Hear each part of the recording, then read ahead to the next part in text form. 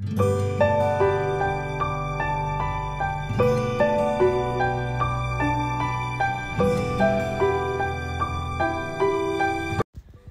అండి, నేను Razia's healthy kitchen నుంచి. ఈరోజు మన రెసిపీ వచ్చేసి పన్నీర్ అండి. మనం ఇంట్లోనే చాలా చక్కగా హైజెనిక్గా చక్కగా పాలతో మనం పన్నీర్ని ఇంట్లో తయారు చేసుకోవచ్చండి. బయట దొరికే పన్నీర్లో కెమికల్స్ అవన్నీ ఉండి అస్సలు బాగుండట్లేదండి. బయట అసలు తీసుకోవడం కూడా మంచిది కాదండి. ఇంట్లో ఇలాగే మనం చాలా సింపుల్గా అయిపోయే పన్నీర్ రెసిపీ అండి ఇది. మనం ఇంట్లోనే దీన్ని చాలా సింపుల్గా తయారు చేసుకొని మనం దీంతో కర్రీ, పిల్లలకి పన్నీర్ టిక్కా, పిజ్జాలో కానీ మనం గార్నిష్ చేయడం ఇలాంటివి చేసుకోవడం వల్ల పిల్లలకు కూడా చాలా హెల్తీగా ఉంటుందండి. ఇప్పుడు దీని ప్రాసెస్ కోసం నేను ఒక 2 లీటర్స్ గేదె పాలు, చిక్కటి పాలు తీసుకున్నానండి. ఈ పాలను ఎరగొట్టడానికి ఒక నిమ్మకాయ తీసుకున్నాను. ఒక నిమ్మకాయ సరిపోతుందండి 2 లీటర్స్కి. ఈ విధంగా పాలను ఇలా ఒక స్పూన్తో కలుపుతూ దీన్ని బాగా దగ్గరుండి, ఈ ప్రాసెస్ అంతా కూడా దగ్గరుండి పాలకు దగ్గరగా ఉండి చూసుకోవాలండి. ఇలా మొత్తం అంతా కలుపుతూ దీన్ని పాలను మరగబెట్టుకోవాలండి.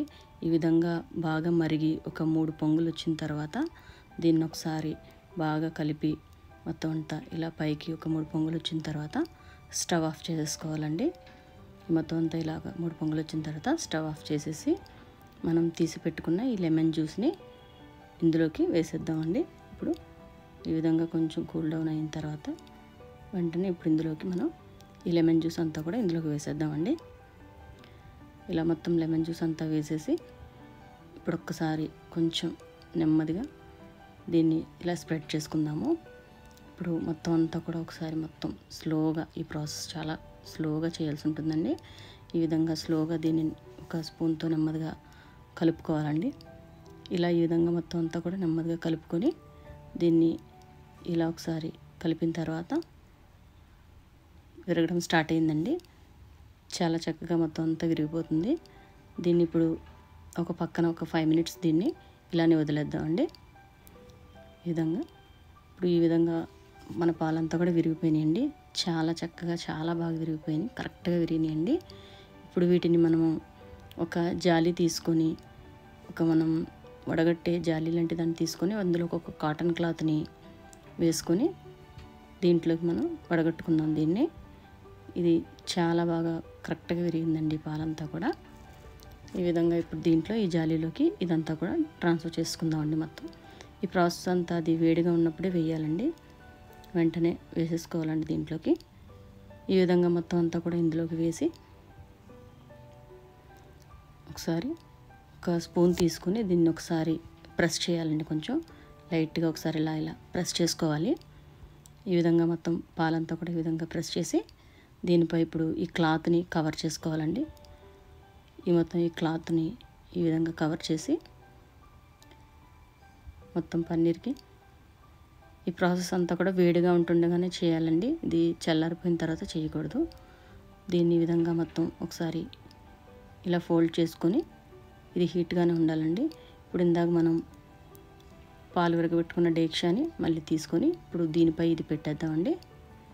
ఇలా దీనిపై పెట్టి ఇప్పుడు ఎరగొట్టిన పాలు ఈ డేక్షాని దీనిపై పెడదామండి. ఈ విధంగా దీన్ని పాల డేక్షాని దీని మీద పెట్టి ఇరుగుపెట్టింది.